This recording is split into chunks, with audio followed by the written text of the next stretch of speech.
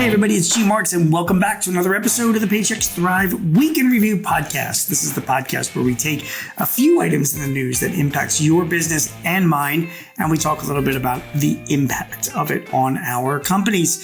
So let's get to it. This week, it's all about jobs. The federal government released their unemployment numbers and jobs numbers last Friday. I'm going to get back to that in a minute. First, let's talk about Paychex.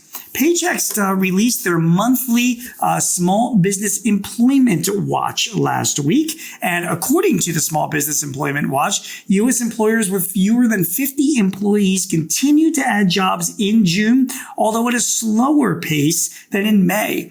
Hourly earnings growth for small business workers held steady at 3.16% in June. Now, remember, that's about at the rate of inflation as well. So hourly earnings are keeping up with inflation, but not any higher than that.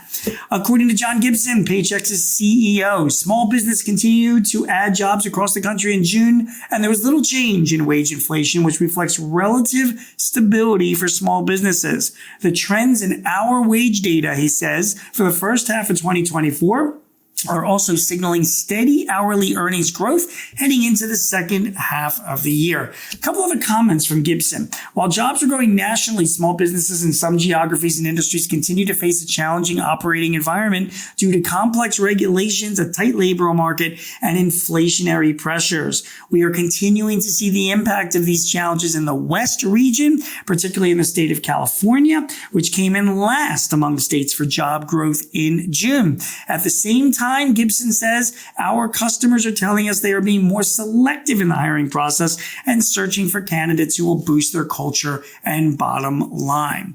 Let's switch over to the National Federation of Independent Businesses.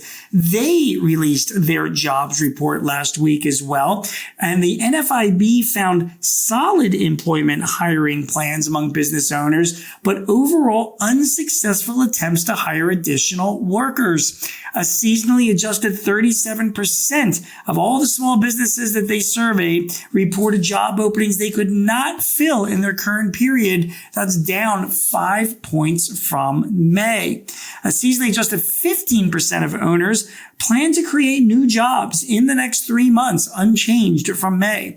Overall, 60% of owners reported hiring or trying to hire in late June. Of those hiring or trying to hire, 85% reported few or no qualified applicants for the positions they were trying to fill.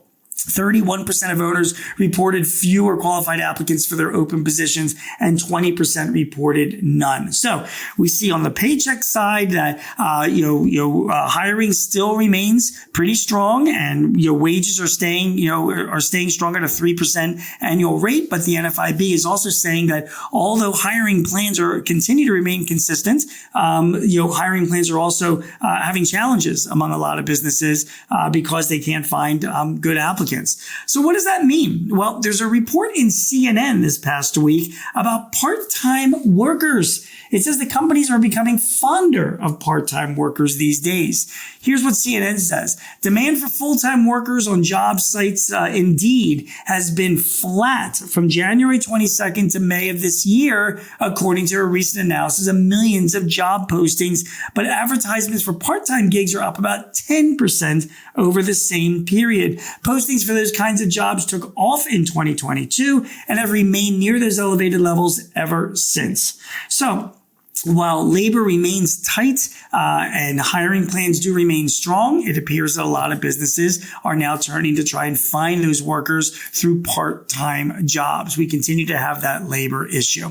Finally, the U.S. government released their job numbers overall last week, and the Wall Street Journal had some thoughts on it that I thought I would share with you as well.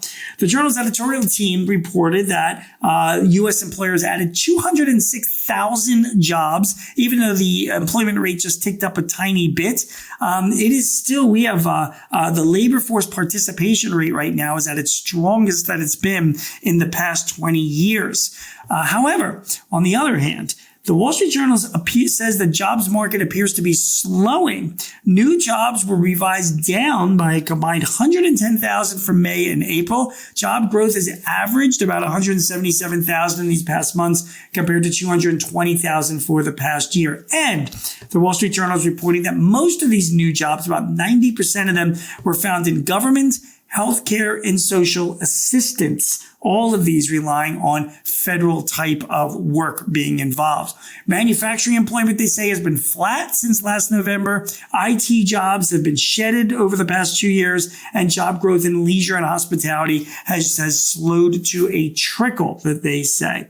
So, although jobs are being added, the job market remains pretty strong. The Wall Street Journal is saying most of those jobs are being added by the government or government-funded facilities. On the small business side, Paychex is saying that employers continue to add jobs, but just like the NFIB reports, they are having a hard time finding good workers. And as I've just reported to you from CNN, it seems that a lot of employers are turning to part-time workers to try and fill those gaps. So jobs. The bottom line is this. The job market is still extremely competitive. It is still very difficult to find good employees and good talent. It is very, very important for all of us as business owners to make our case. Obviously, we can add compensation and good benefits. It's very tough to compete with larger companies, but working for smaller businesses has a lot of advantages, a lot of flexibility, a lot of chance to make a big difference, a lot of opportunities to be really involved with the owners of a company. And those are the kind of things that we should be stressing as business owners in what is a very tight and continuing to be tight job market. That's the news for this week. You have been watching and or listening to the Paychex Thrive Week in Review. My name is Gene Marks. If you'd like some tips or help in running your business, you'd like to see prior episodes of this podcast, please sign up for our Paychex Thrive newsletter. Go to paychex.com/thrive and you can sign up there. I will be back with you in another week with news that happened during that week that impacts your business. Again, my name is Gene Marks. Thanks for watching and listening. We'll see you soon. This podcast is property of Paychex Incorporated 2024. All rights reserved.